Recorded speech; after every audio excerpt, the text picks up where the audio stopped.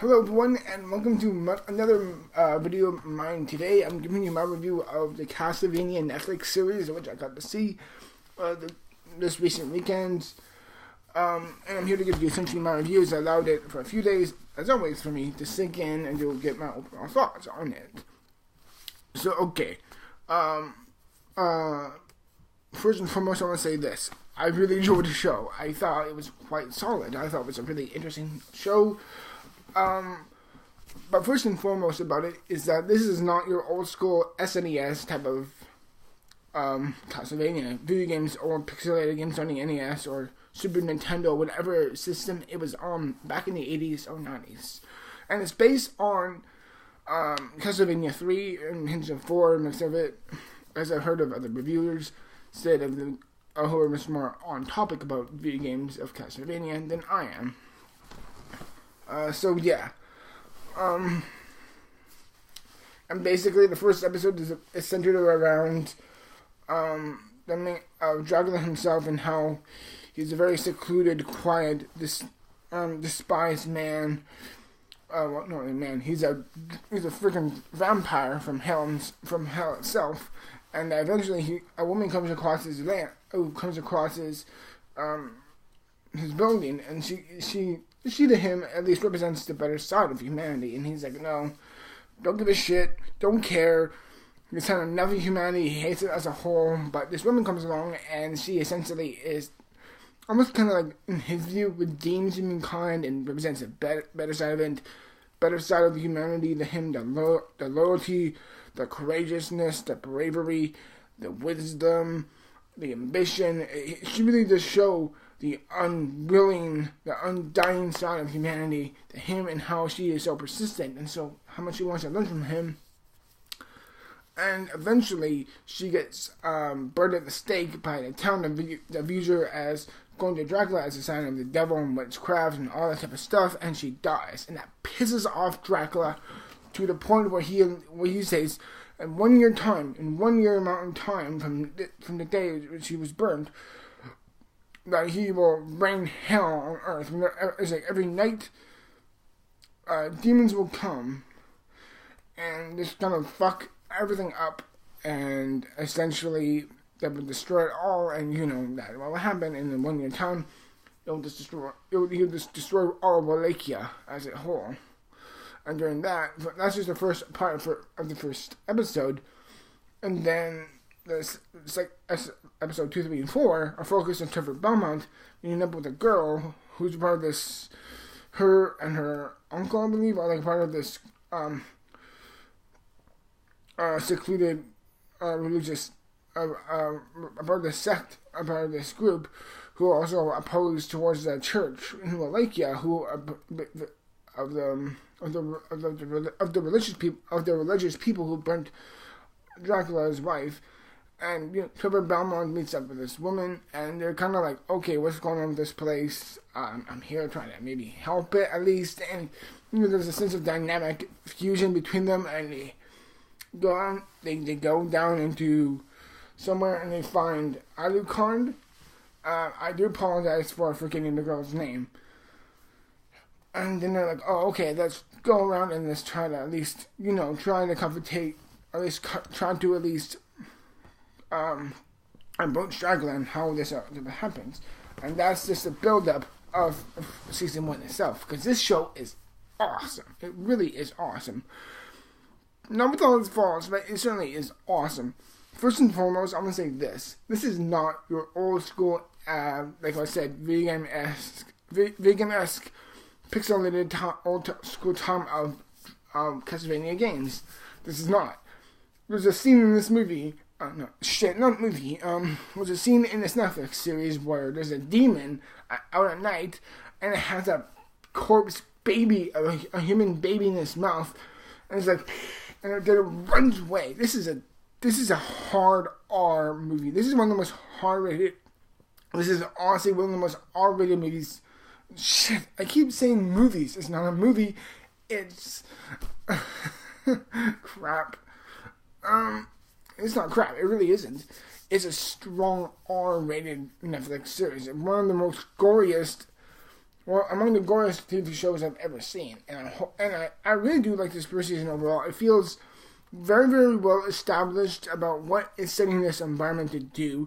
And it's dark, grim, grotesque, almost dark in tone to such a strong degree. The animation is beautiful. It really is beautiful. It's not anime per se, but it's kind of like Avatar The Last Airbender, where it's definitely Eastern inspired, but it's done with a sense of American flair and talent to it.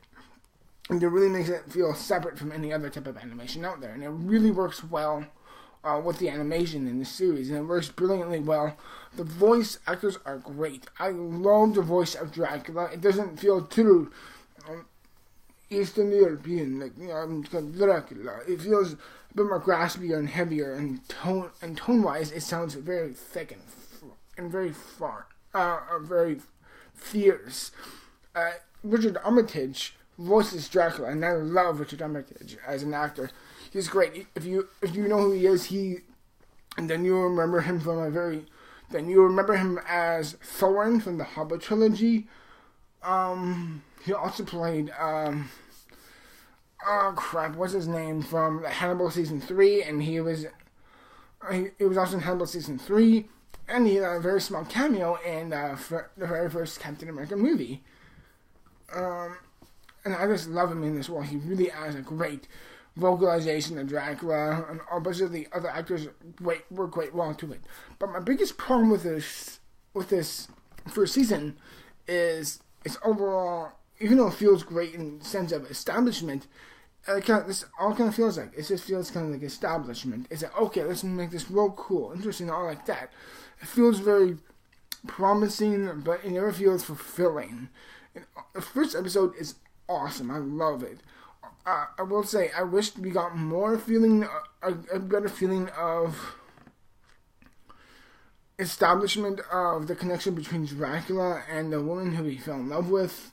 I wish we see more of that, so when she dies, or when she's burned at the stake, you could feel the emotion for Dracula that much more. Instead, it's like, they may get together, cut, and then, assumingly, some time takes, it's like months or something like that later, she's being burnt in a stake, and he's like really upset about that, and I'm like, I don't know, but I just didn't feel that much of an emotional punch to that. Something about that, I didn't connect to that quickly. I feel like maybe it should have been more establishment between the dynamic of the characters.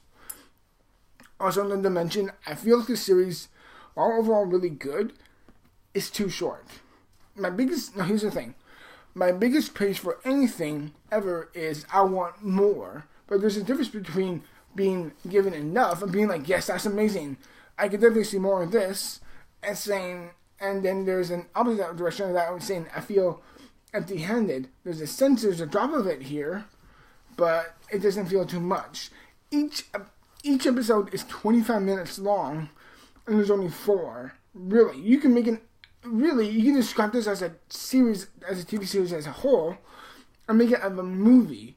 And honestly, there wouldn't have been much of a difference. So I do kind of question the ability of this being a Netflix, TV series or not. I feel like this could have been a movie, and then just make this a part 1, and then do part 2 and 3, and have a good Netflix trilogy. So I do kind of question it of it being of a Netflix series.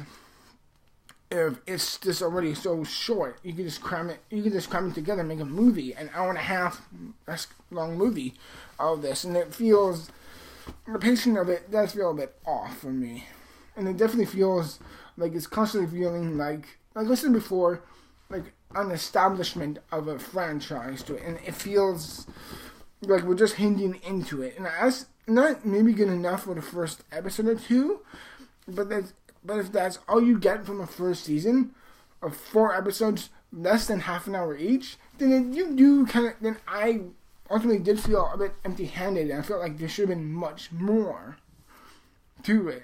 Overall, I feel like really good show, but it definitely feels like needs to deliver much more, and I cannot wait for a second season.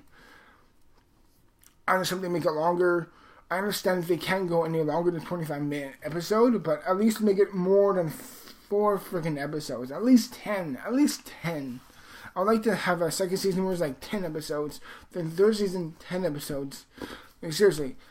This is such a I wouldn't say it's well established, but it's well realized French of it. It's a smart, well realized Netflix series. But I feel it's like its promise feels a little bit hollow, and hopefully it follows it up with something more intriguing within the second season. Overall, for me, I really enjoyed Dracula. God damn, I'm telling you, Dracula.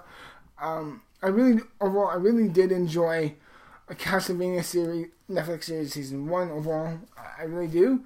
I have my own TV rating system of, if you don't know this about my series here, is if I'm talking about TV series, then the lowest I'll give it is 2 thumbs down, then 2 middle, then 1 thumbs from 2 thumbs down to 1 thumb down to 2 thumbs in the middle, then to 1 thumb up, then to 2 thumbs up. 2 thumbs up is my absolute best. 2 thumbs in the middle is run of the mill. So I'll give this series 1 thumbs up. 1 thumb up. It's very thoroughly good.